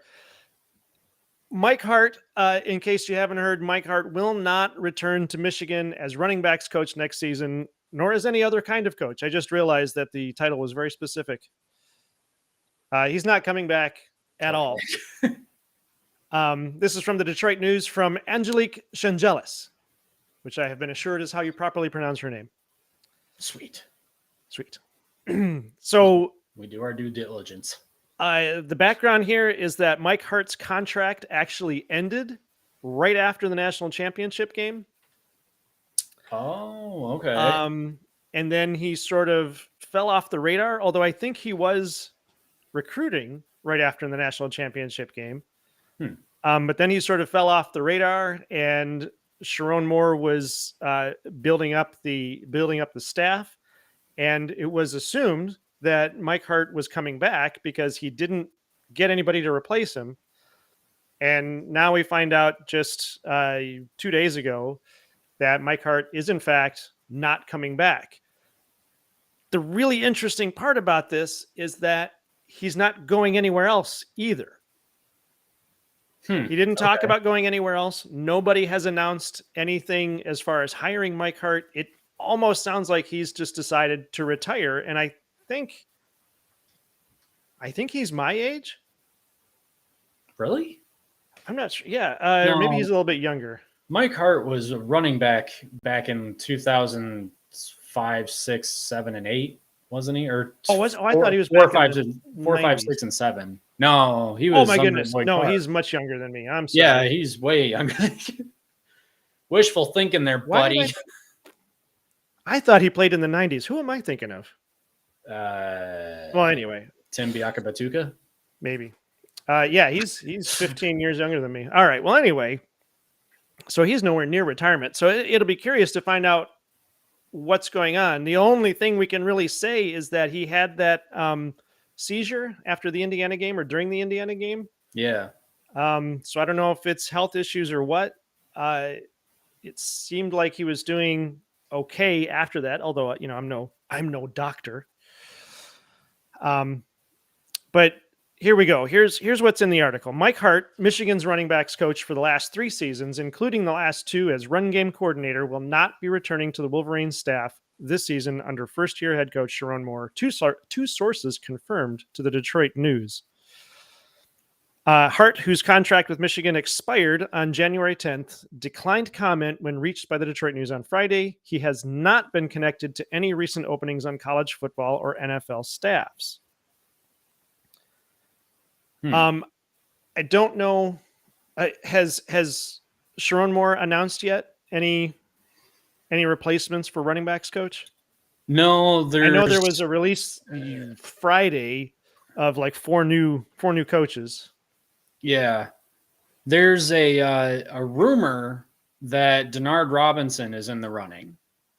Denard Robinson, that's what he does. Yes. Oh man, I should have said pun intended. Because holy crap. Yeah. I don't know. Wait a minute. What do we say about puns? Lowest form of comedy. Thank you. Still funny. Excuse me. They're highly underrated, and I will die on that hill. On the so in the article, Angelique goes on to talk about spring practices coming up. Jim Harbaugh has gone on offense. We have Kurt Campbell has been elevated up. Other coaches that are moved up. So as far as Hart goes, under Hart, Michigan's excuse me. So the fun part about this, and this is now going to kind of turn into a tribute to Mike Hart, because he has some fantastic stats. Yes, he does. Not only as a coach, but as a player. But starting off as a coach, under Hart, Michigan's all-time leading rusher, the Wolverines' run game blossomed over the last three seasons. He coached Blake Corum and Hassan Haskins to all-time All-American honors. Some fantastic stuff. Hart's running back room was one of the main reasons for the run-heavy offense in recent seasons, recent success, especially during the Wolverines' pursuit of a national championship in 2023. Corum, the Wolverines' lead rusher the last 2 seasons, who set a program record for single-season rushing touchdowns in 2023, ran for 1,245 yards and 27 touchdowns as Michigan went 15-0 and won the national title. Corum was the Big Ten's running back of the year. Donovan Edwards had touchdown runs 41 and 46 yards in Michigan's national championship game. Mike Hart coached these guys. Mike Hart is the guy responsible for Blake Corum and Donovan Edwards. Hart and former special teams coordinator, safeties coach Jay Harbaugh shared head coaching duties early in the season when Harbaugh was suspended. Mm-hmm. During the 2022 season, Michigan running backs finished number 5 nationally, averaging 238.9 yards per game. Corum, who is in the Heisman Trophy conversation, late in the season, suffered an injury in the final home game, was the running back of the year. Corum had 1,463 yards and 19 touchdowns. Edwards ran for 991 yards. Wait, was that 2023 that Edwards ran for 9 whatever? 2022. 2020. Okay, I was gonna say, because I don't think that Edwards actually had that great of a season, but he showed up randomly in the Penn State game and the Ohio State game, and then the national championship. Yeah. So those stats are the ones that Mike Hart developed other players into. Edwards, who stayed, he's going to be a running back next year or this year. This year, yeah. Edwards was asked last fall why he believes Hart is a good coach. The way that he operates with his players, the relationship that he builds with his players on the field, he's played the game. You have a little bit more respect for a coach that has done the same thing that you have done. Yeah. It's those things like managing me and Blake's reps, making sure that we're healthy, making sure we're okay. There's times that he sees that we're not okay. He'll tell us to go sit down because he wants us to be at our best. We are running backs, and the whole entire staff and program have major respect for him. He's also involved in other areas too, like helping out quarterbacks, receivers, the offensive line. He's very engaging with everybody. Everybody has tremendous respect for him around here. Yeah, he seems fantastic. And I know there was and I'm guessing this rumor was started by rival fans because there was a rumor going around that Mike Hart doesn't like Sharon Moore, and that's why he left and was saying nasty things about Sharon Moore. There's no backing to that rumor. Yeah, and in I fact, haven't seen from what Donovan Edwards is saying, it's not true anyway. Yeah. Everybody liked Mike Hart. Well, if as soon as a Michigan coach leaves, everyone's going to say, "Oh, it's horrible. Michigan's program is totally falling apart." Right? No, it's not. It's fine. Yeah. Everything's fine. So at the end of the article, Angelique has his stats here. Hart was a 4-year starting running back, and there it is, 2004 to 2007. Mm-hmm. I read the article. I actually have highlights, so I did read that, and then I forgot. And then you thought you were that young. And then I thought that was that young, yeah. That must have been crazy. Yes. Hart was a 4-year starting running back and set the school record with 5,040 yards on 1,015 carries and 41 rushing touchdowns. Holy crap. So he still holds the record for rushing yards, but Blake Corum just took over the record for touchdowns. Touchdowns, yeah. But Mike Hart still has the record for actual yardage. He also had 67 receptions for 566 yards and scored 2 touchdowns. Hart was selected by the Indianapolis Colts in the 6th round of the 2008 NFL draft and played 3 seasons in the NFL. 3? That's it? Yeah. Well, then he got into coaching pretty quickly. He coached at Indiana, Eastern, Western, yeah, and Michigan. Did he coach anywhere else? I thought there was another one. Oh, Syracuse. Oh, really? Yeah. Oh, I didn't know that. That's cool. Yeah. Yeah. Got a couple of chats about that. Child of Yahuwah. Is that how you pronounce that? Child of Mike Hart even had dogs at Indiana. Yeah. Yeah. Oh, sorry. Well, we got Antoine's got a thread going again. Okay, hold on, Antoine. Don't hold on. Keep them coming. Keep him going. All right. I think Mike was salty because he didn't get a higher coaching position, or it could be he had a health problem. Okay, so that's yeah. I don't disagree with that. I think there is the potential that he was hoping to get the head coaching position, and because he didn't, he decided to move on. I get the sense, and the only thing I have for this is anecdotal, but based on what Donovan Edwards has said, I get the sense if that's true, that it's because he didn't get the head coaching job. It was more self-reflection rather than being resentful. I think maybe there was some self-reflection as far as he realized he wasn't good enough yet. And so that maybe that hit him kind of hard. Yeah, that's true. That's a good point. I mean, I'm just speculating, but I still think, obviously nothing's come out as to why it happened, but I still think that it's health related. I think something's going on with that whole seizure thing that happened. That seems the most likely. Yeah. I don't know. I feel after having a seizure, there's got to be, his doctors probably told him, hey, you got to avoid stress. What do you do for a living? I play with choo-choo trains. The number 1 team in the country. I'm really supposed to be in a high performance position. Yeah. Antoine goes on to say, I wouldn't mind Michigan going after Tyrone Wheatley. Ooh, for running backs coach, whoever it is, I want him to be a teacher of the position, just like all the other coaches. Tyrone Wheatley. When did he play? Wasn't he? That was not too long ago. He was Michigan's running back coach for a little while at one point under Harbaugh, wasn't he? Was he? I thought he was. Hold on. I'm looking it up. All right. Look it up. Yeah. Yeah, right when Harbaugh started, 2015 to 16. Yeah, okay. I wonder why he moved on. Because the running backs were doing a good job back then, too. Okay, Tyrone Wheatley. Yeah. Is only 7 months younger than me. Hey, there you go. So there we go. That's who I was thinking of. Tyrone Wheatley. Tyrone Wheatley. Sure it was. Sure. Yeah. That's his career. When did he play at Michigan? Early 90s. Okay, yeah, it would have been early 90s. Same time I would have been if I had been in college. Okay. Late 80s, early 90s. 92 to 94, he was the first team All Big Ten. There you go. Wait, in the 90s? Or that was 94? 92 to 94. Oh, all right. Well, there you go. Yeah. But he has coached at Robichaud High School in Michigan, Ohio Northern, Eastern Michigan, Syracuse. So he kind of followed Mike Hart around. Buffalo Bills, Michigan. He went over to the Jacksonville Jaguars as the running backs coach. So that must be why he left. He got an NFL job. Oh, okay. And then but that was only for a couple of years because then he went to Morgan State and then back to the NFL for the Denver Broncos. The Denver Bongos.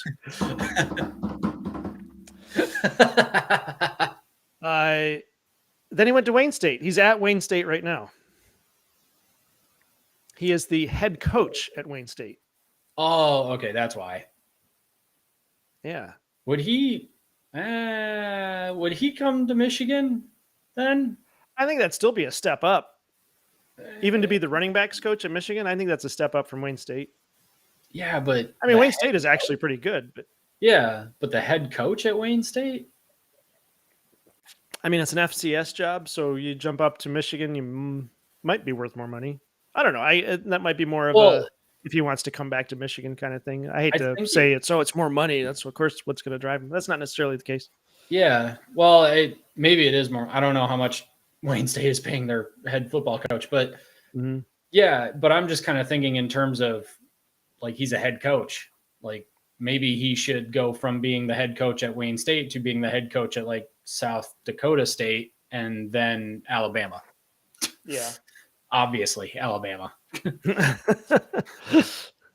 Okay, Antoine says again, I think Moore has some GM blood in him. He's totally doing the job of worthless Ward. He's rebuilding the Michigan football infrastructure. He's actually doing Ward's job. He's hiring teachers to coach. Yep. How are we feeling about Ward Manuel these days? He's fired. Think so? Somebody said that he is saying that he's going to retain Juwan Howard for one more year. And he already did.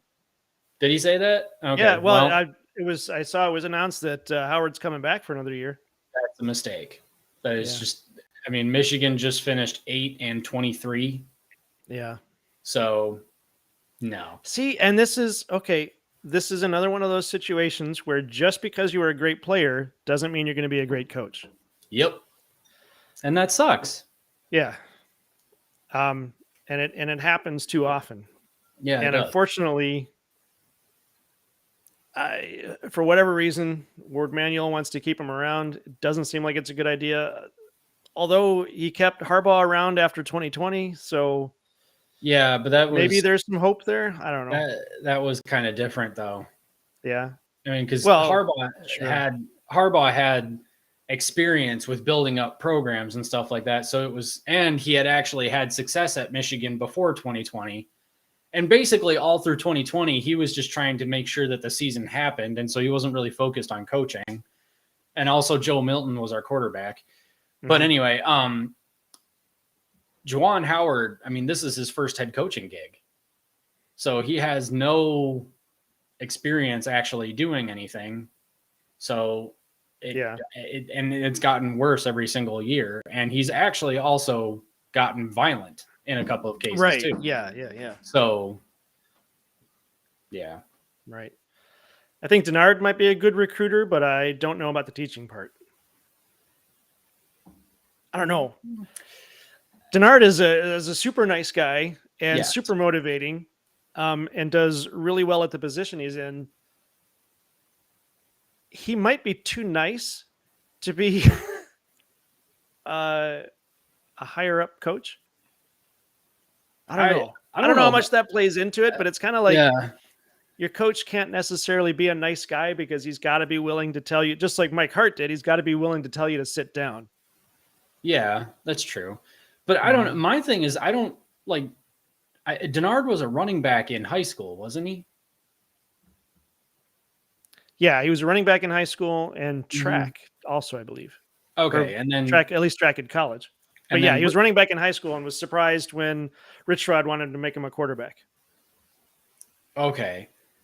So I guess my thing is, like, I understand that he was a running back in high school, but he doesn't have collegiate experience as a running back. So would he be a good running backs coach? Other than just being a fantastic runner, yeah, I don't know. Other than the fact that he runs like the freaking wind, like, Yeah. I don't know. I'd be curious about that. Yeah. Mike Hart was a great teacher, but not much of a recruiter. Oh, okay. And also that he was kind of lazy. I don't know if that's true, given that, Blake Corum and Donovan Edwards. Well, but I feel Can't like be those that were lazy. I feel like those were who recruited them. I think that was more of a Sharon Moore thing. Was it? Yeah, either Sharon Moore or Josh Gaddis, actually. All right. I can look that up real quick. Here's a new guy. Child of Yahuwah?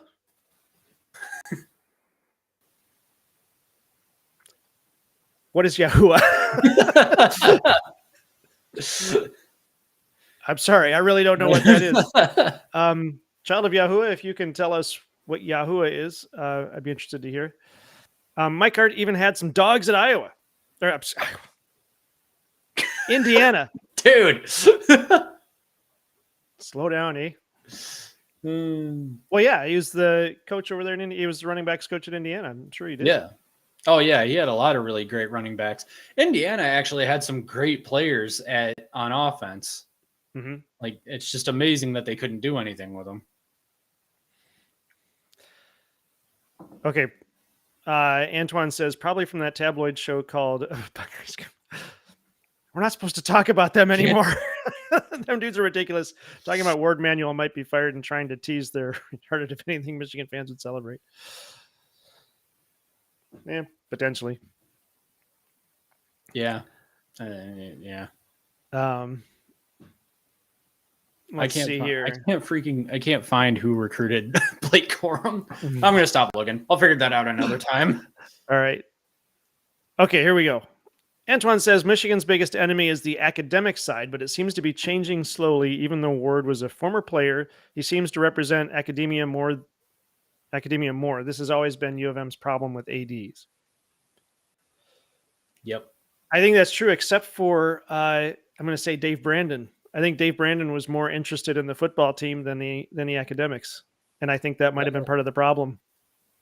Well, I don't know. I don't know. His leadership was weird. I don't know. I read that book about him, and I can't remember everything about it. But yeah, that was a very weird situation. He had problems outside of that. I think he was actually that was the problem, is he was too involved with the football team, because he would go to all of the football practices and watch. Oh, all right. And he would hover. So he was like more micromanaging then. Yeah. He was like a helicopter parent when it came to Rich Rod and Hoke. And okay. Rich Rod had his problems anyway, especially with public relations. But yeah. Hoke said that he was always watching him, and that made everybody really nervous. Okay. Yeah. All right. So Antoine, yes, Yeshua is Jesus. Yeshua is the Hebrew name for Jesus. But this says child of Yahuwah. Is Yahuwah another way to say Yeshua? I've never heard it before, and I've studied the Bible for a long time. So I think there remains to be something resolved about this, of what Yahuwah is. We'll have to look that up. Yeah. All of a sudden, it seems like we were talking about that earlier. You mentioned somebody with a name that started with Y? Well, I had said child of Yahuwah's comment. Oh, is that what you were talking about? Yeah. Okay. Yeah. Sorry. Okay. Shall we move on to the viewer comment? Yeah, let's do it. We are an hour and a half in. This is our longest live cast ever. Oh, now Antoine says he's not sure. Well, I'm not sure either. Yeah. Okay, so I have no notes. Wait a minute. Yes, I do. So in our viewer comments, actually, I'm on the wrong slide. I forgot to reset that one. Viewer comment. Isn't that beautiful? Look at that. Boom. I spent 2 minutes on that graphic. You can tell. You can tell. So our lead into this this live stream was about getting some viewer comments as to whether or not college football was worth watching anymore because of all of the drama and all of the chaos that's been going on. And so we pulled a viewer comment from our HRH 2025 asking and talking about they're sick of college football. He says, I'm almost as sick of college football as I am pro football. It won't be long until I don't watch either. And then, Mac, you must have posted this one. So both Mac and I will comment from the team rivalry page. And we said, oh, man, but the on-field product is still pretty good. And then the drama is pushing me away. The corruption is getting worse. The next reply was, I'm with you. I don't want this NFL light that college football seems to want to be. It's not really even the quality of the football being played. College football used to be soldiers fighting for their schools. Nowadays, everybody is a mercenary, and the school is just a placeholder. And then this one is me. That's why you have to stick with us, because we have no problem making fun of millionaire coaches, and we love the old school rivalries. And then finally, the reply there, it just seems that anytime money becomes involved in sports to this degree, things get corrupted and start going downhill. I agree that players should get help financially, but this is ridiculous. So here we are. And this isn't the only comment that was bringing this up. College football, and as we've talked about the conference realignments, the NIL, the whole reason Nick Saban retired, not the whole reason, part of the reason Nick Saban retired seems to have something to do with NIL, or does have something to do with NIL. PJ Fleck is raising the alarm on NIL, and other coaches have too. So the question is, we can't do anything about it as fans, and I don't just mean me and Mac. I mean, none of us can do anything about it. So if we love college football, and here, and the reason we call our channel Team Rivalry, the reason our website is Team Rivalry, is because we love the rivalries. We love the old school pageantry, the little brown jug, the Paul Bunyan trophy, Paul Bunyan's axe, all of these different rivalries that happen are just cool. It's just fun to look at them and see the trophies get passed back and forth, see the teams play for the trophies, see some of the on-field traditions. That's all what makes college football cool. And what we want to do here is kind of keep that alive. But I guess the question is, how do we do that? Mac, do you think we can if we just keep talking about it and keep focusing on the fun side of football, can we, I don't know, overlook the drama and the chaos that's going on? I mean, that drama and chaos is going to be in your face no matter what. I mean, players are going to transfer. It's going to be because of money. That's what Ohio State did. Ohio State got basically their entire roster, not entire, but they spent what, $20 million to buy a bunch of mercenaries to try and take down Michigan. So to me, if I'm an Ohio State fan, I'm wondering, and I'm not, because that's gross, but if I were, I'm kind of wondering at this point, how many of these kids are here because they want to be at Ohio State and they want to take down Michigan, which is what I would want if I were dumb enough to be an Ohio State fan. But now you've got to worry about, was that too mean? Sorry. But anyway, I'm not sorry. But what if those kids are actually just there because Ohio State offered them a bigger paycheck? And Michigan fans have to worry about that too. What if Michigan's going to start bringing in players because they get a bigger paycheck at Michigan? I can't imagine that'll ever be the case because Michigan is obviously way behind in NIL right now. And maybe that's a good thing. Maybe that means that we keep getting the players, the high character players that just want to play like we were talking about before. But I don't care. Well, I shouldn't say that. I care what's happening off the field because it kind of sucks. You kind of wonder, are these kids in it for the same reason why I'm a fan? I want Michigan to do well. The kid that gets a $2 million paycheck to come play for Michigan to beat Ohio State, he's going to get his $2 million whether or not they beat Ohio State. So that would be sad to think that he doesn't care about Michigan the same way that I do.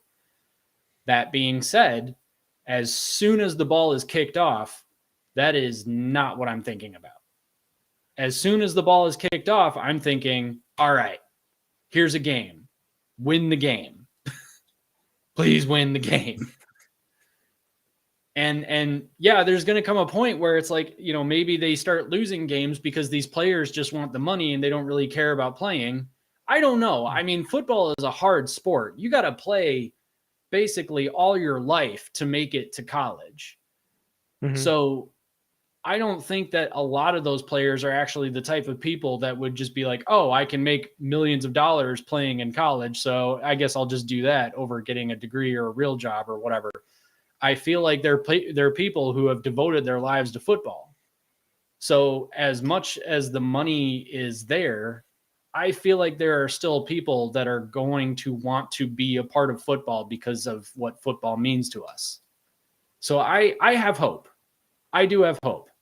But of course, you're going to have the Ohio States, the Georgias, and those other teams that are just doing everything they can to pay players and bring them in just so that they can have their all-star team because the coach is on the hot seat and needs to beat this one particular team so that the fan base will get off his back. You're kind of introducing another level of the rivalry there, though, too, because think about it this way. Michigan is the team that brought its players back because they wanted to come back. Ohio State is the team that had to go down to SEC country and tempt a whole bunch of players with six-figure paychecks to get them to come up to Columbus and play. Right. So who wins? That's just how I see it. I'm not concerned about the on-field. Well, maybe a little bit concerned, but right now, I'm fairly hopeful that the on-field product is going to be okay. And right now, I think that this whole thing is worth the drama. I'm honestly just excited to see how it all plays out. I think it'll be a glorious mess. And I can promise everybody, too, when we get to the fall games, Mac and I will be talking about rivalries and championships and traditions and trophies and all of that. So, yes. That's what we like to stick to. We don't, we're getting into the drama now because it's off season and news stuff to talk about. But when it comes to the games, we're all about the rivalries and stuff and making this fun to talk about. So stick with us for that. You said the O word. What? Off season. Off season. There is no off season. And but Ohio State just won the off season championship. So. No, but they had to vacate it because they committed level 3 recruiting violations. Oh, that's right. Yeah. Man, that's too bad. Yeah, it's too bad. It sucks for them. Antoine says, I agree these kids are turning into mercenaries. That's why I think Michigan should raise the base salary of players. And if you get a starting position, you get a chance for more money and NIL deals. Okay. Yeah, that could be, well, just like anything else, that could have the opposite effect. Of instead of encouraging them, you get the same thing like we talked about with Alabama, that all of a sudden the players are more interested. They want the starting position for the money rather than being better.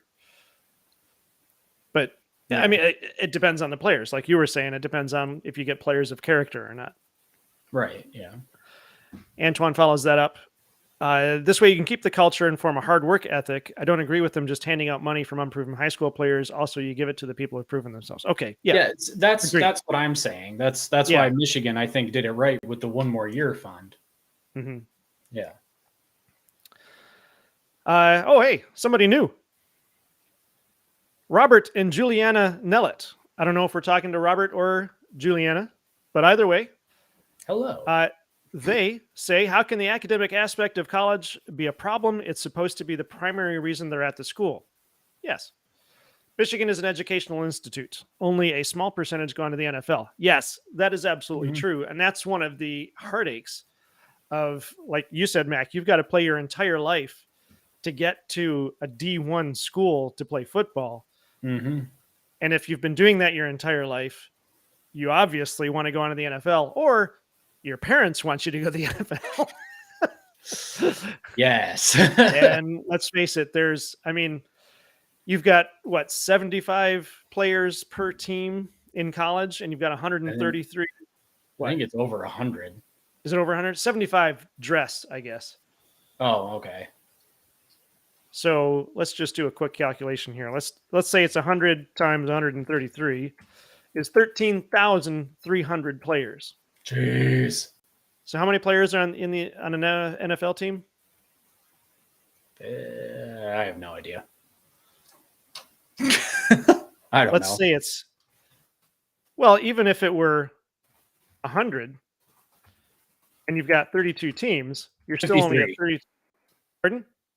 53. And that sucks because okay. I was actually going to say 53, but then I questioned myself. So then you're more down to like 1,600.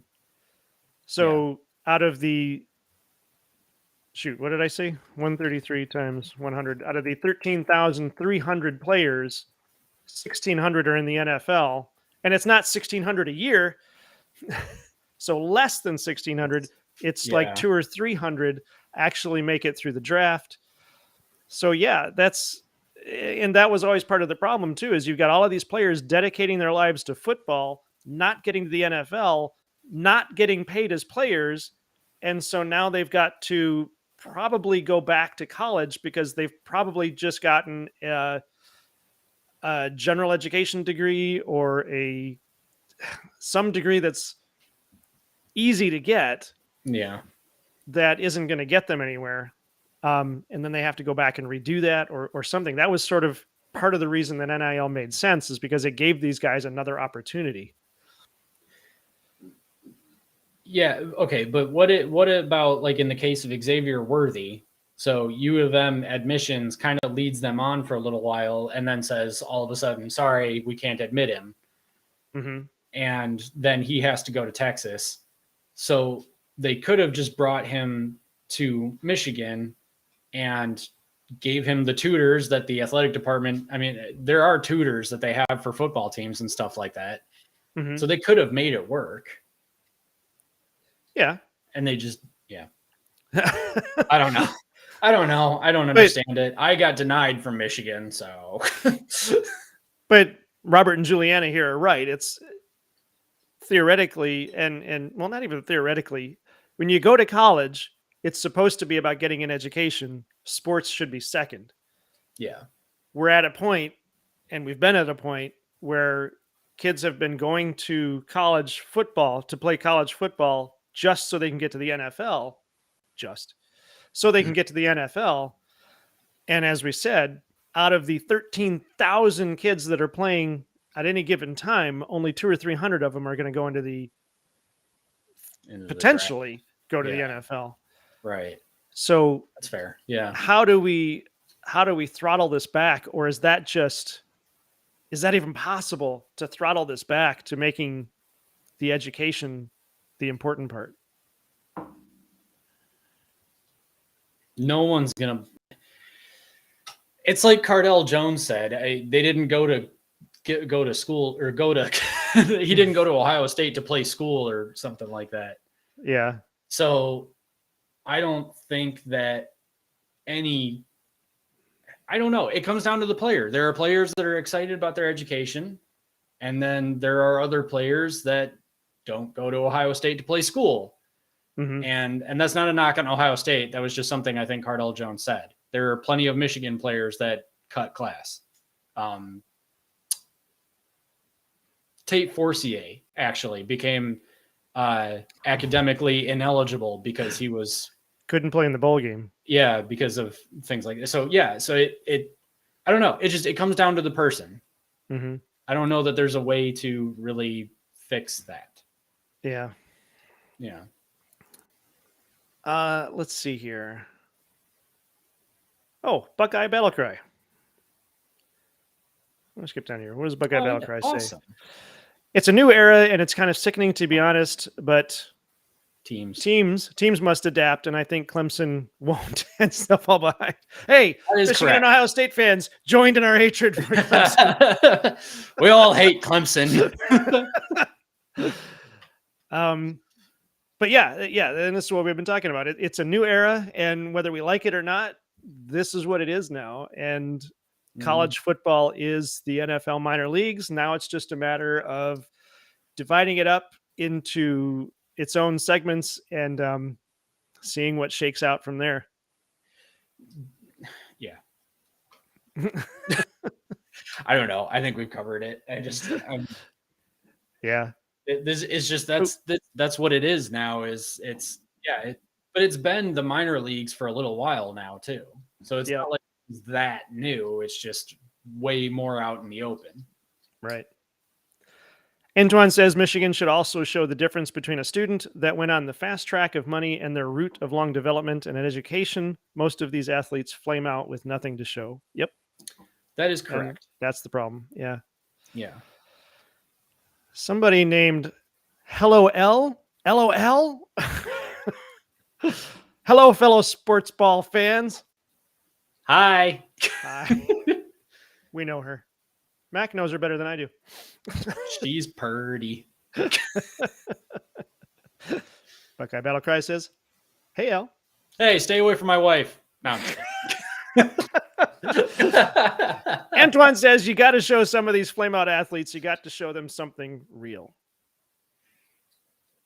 We have to show them in terms of in terms of telling them that they need to get an education along with their football degree.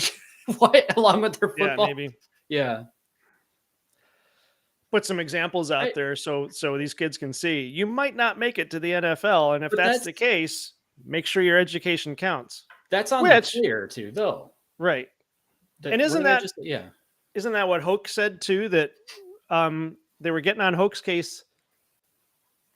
Oh, well, so they were getting on Hoke's case for losing, but then Hoke had pointed out that they had in his classes they had like a 95% graduation rate, and he said I kind of thought that was the point. Yes. So we had that at one point and not too long ago, but right. Well, but that was the crappy thing is that they were actually getting on his case for a high graduation rate at one point. Right. But I was going to say that comes down to the player. I mean, the player needs to be smart too. And they need counselors and stuff like that at the school to be like, okay, look, you need a backup plan just in case you don't make it to the NFL, because a lot of these 18, 19-year-old kids are going to come into college like, no, it's all good, man. I'm going to make it to the NFL and, make millions of dollars. And yeah, you might, but what are you going to do if you don't? That's not the school's fault. And that's not Michigan's admissions fault. That's the player. If the school wanted to cover their butt, then they could hire counselors and have them counsel the kids. Anyway. So Buckeyes Battle Cry says, shoot, even the people who make it big fall out with no savings. Adrian Peterson, anyone? I had to look up who Adrian. Do you know who Adrian Peterson is? Yeah, he was a running back for the Vikings for a little bit. He played for others too. I can't remember who. Did he? Okay, so this is on Wikipedia. It says on January 15th, 2007. Oh, I see. There's more here. I'm sorry. He skipped his senior year to enter the NFL draft. So then he played for the Minnesota Vikings 2007, 8, 9, 10, 11, 12. He played for a while. New Orleans Saints, Arizona Cardinals, Washington Redskins, and the Lions. Yeah. Oh, yeah, that's right. The Lions traded for him for a minute. Yeah. I don't know why I forgot that. Okay, so then the Tennessee Titans and the Seattle Seahawks. Man, he has been everywhere. Jeez. Peterson was ultimately not signed by any team during the 2023 season and did not play in 2023. So after all of that, he kept bouncing around. My guess is he was not proving his worth at any one of these teams. No, he was pretty good. I feel like, and Buckeyes Battle Cry can correct me on this if I'm wrong, but I feel like there were personal issues, off the field issues that were causing some problems. Okay. Yeah, I think that's what happened. Well, he's not playing now. Yeah. But I mean, shoot, from 2007 to 2023, I mean, he had 16 years. I wonder. He just declared bankruptcy? Oh, man. Did he really? Okay. Jeez. Well, and that's not uncommon, really. I guess I didn't remember who Adrian Peterson was, so I wasn't sure of his story. But that does happen where these guys start out with millions, and then who was talking about that? I think that was Mitch Albom, Detroit radio show host at WJR, talking about these players start out with millions of dollars and end up broke because nobody teaches them how to manage money. They're just throwing millions of dollars at their faces. And they're doing this to guys who are older than college players. And so now that's one of the concerns. Now you're throwing millions of dollars at college players. You think they know how to handle money any better than these other guys did? No. So, no. So yeah, and Antoine backs it up too that he did go bankrupt. He got old and beat up as a running back. Yeah, that's true. Running backs have a very short shelf life. Yep. Yeah, they do. Not to mention, there you go, right there. Didn't value running backs like to use, nor do they use them the same way. Yeah. Yeah, I feel like the NFL is going really pass heavy because it's way more exciting. Yep. Yeah. Okay, here he's a few off-field issues, but he made tons of money, just didn't save any of it. The documentary Broke chronicled how many pro athletes go broke. Yeah, we should watch that. Yeah, because that's very true, because it's the culture. All kinds of money, do all this stuff, and they just waste it, and then they're wasted. That's crazy. Yeah. Yeah. Okay. I have to watch that. Yeah. So I think we should wrap it up. Yeah, me too. My voice is actually starting to go. Yeah, Matt. Okay, thank you very much, everybody, for hanging out with us. It's this is the longest live stream I've ever done, and it's actually been great because we've had all kinds of chats going on. We've had a lot to talk about, and I think we resolved some issues too. We did. What did we do? Well, you know, the thing with the guys, you know what I'm talking about. Oh, that thing. Yep, the thing. the channel that we do not name. Oh, well, there was that too. Yeah. Oh, hey, Texas Longhorns just popped on. Hey, where you been? Jeez. Hold on. We'll get this one and then we'll head out. This is the last one. Texas does not need to pay players. We got good players before NIL. It is the Texas culture that brings people into Texas. Texas required Texas athletes to be better academically than on the field. Texas. Oh, I'm sorry. Texas has the second low. Yeah, there you go. Second lowest exception rate in the SEC because of our academic standards. Texas Longhorns, slow down. You're typing too fast. Part of Texas culture is to be a student. That's why Texas has the staff to help student athletes to do other things. And my throat is going too. I feel like every team probably thinks that. Yeah. I don't know. Texas is going to be interesting under Steve Sarkisian, though. He's a good coach. Yep. I'm excited to see how they do in the SEC. Right. Yeah. Also, Buckeyes Battle Cry, we have been streaming now for almost 2 hours. So yep. Not as long as some guys do, but it's long for us. We usually do an hour. And we have to work in the morning. And we have to work tomorrow. And we just went through the time change, so it's later than it would be normally. We're tired. So thank you, everybody, for hanging out with us. Really appreciate it. It's been a lot of fun. We will do this again next week. Same time, same channel. 8 o'clock. 8 o'clock. The only thing I can think of is that Easter might be an issue. So we might do something special for Easter. So special that I don't even know what it is. We'll figure it out. Like live streaming the Saturday before. Oh, we could live stream Easter breakfast. No, we're not going to do that. Okay. Thanks for hanging out with us. Don't forget to like and subscribe. Tell all your friends. Tell your family. We are shooting for 750 subscribers by Easter. bold. just because. And I think that's going to do it for us. Mac, you got anything else you want to add to that? No, I think I'm good. 8 p.m. every single Sunday, unless otherwise noted. I will put out schedule changes as a community post on YouTube. So I don't know if you have to be subscribed to see those, but just make sure you are subscribed so that you see those just in case. But otherwise, 8 p.m. on Sundays. And if you're a football channel, don't talk politics. That's all I got for you. There you go. Oh, we do have a video we're putting together called Welcome to the Big Ten. Yes. That's for all of you Washington, UCLA, USC, and Oregon fans. Hopefully you'll enjoy it. Yes. And I think that's going to do it for us. Go Blue. Antoine says go Blue. Antoine. Go Blue. Mac, take us out. Bye. This is Big Ten Team Rivalry. Thanks for watching, everybody. Good night. There we go. Good night, everybody.